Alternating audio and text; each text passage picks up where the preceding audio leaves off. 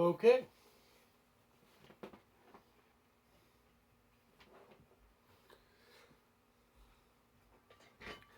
So AC/DC, yada yada yada. Uh, Heard the song millions of times. Everyone's covered it. You might be wondering how I got the tone so close, or at least I think I got it pretty close, and what boutique gear I might have used to get it. You might be surprised because it's kind of a weird way I went about it. There's actually two things, two things going on here. Um, Let me show you the amplifier first. Okay, this is an Epiphone Electar Century amplifier. It's about 18 watts. It was made in about 2015. Supposedly this one was in non-working condition. I replaced the V2 preamp tube, which is the power amp driver tube, and it's working fine. I rebiased the tubes. They were the power tubes. It's got two 6V6s. They were biased a little bit cold. So I bumped that up a little bit. It does have some bias test points on the top that you can see. So it was pretty easy to bias. Pretty simple configuration. You've got a volume control and a single tone control. The volume control does pull out for a boost. It has 3 inputs: dark, normal, and bright. I usually use the dark, sounds best to my ears. I still get plenty of treble out of it. And normal, you get more brightness, and the bright channel, you get more brightness yet, basically. It does have a foot switch to engage the pole boost on the volume control. And it's originally, this was a combo amp with a 12-inch speaker. I didn't get that part of it. It does have an external speaker jack on the back. That's what I'm using. And the magic, it's 18 watts is pretty loud. Okay, it's about almost Fender Deluxe volume. And to crank this would be,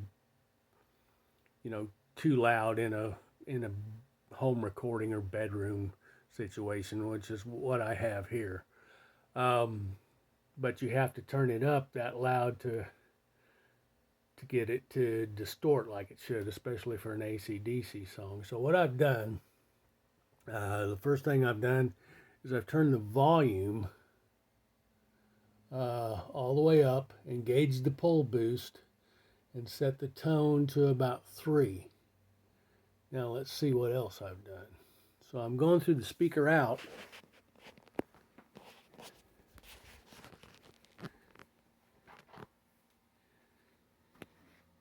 Into an attenuator. Okay. Now this attenuator is a Weber Mini Mass attenuator. I just bought it. Usually tube amps with no master volume, if they're too loud, the only way to cut them down is to leave them set on clean and use some kind of dirt pedal or attenuate the output. So this goes between the amplifier output and the speaker, and it has one large knob to cut down the overall level. This one has a 3-way impedance selector, and it also has a bypass if you don't want to attenuate. And the cool thing about it is it has a treble boost. Usually if you're using a lot of attenuation, if you're cutting that signal down a lot, you lose a lot of high end. This allows you to retain some of that high end. You can have a 3 dB or a 6 dB treble boost. I'm running in to a speaker on this Mojo Tone amplifier, which is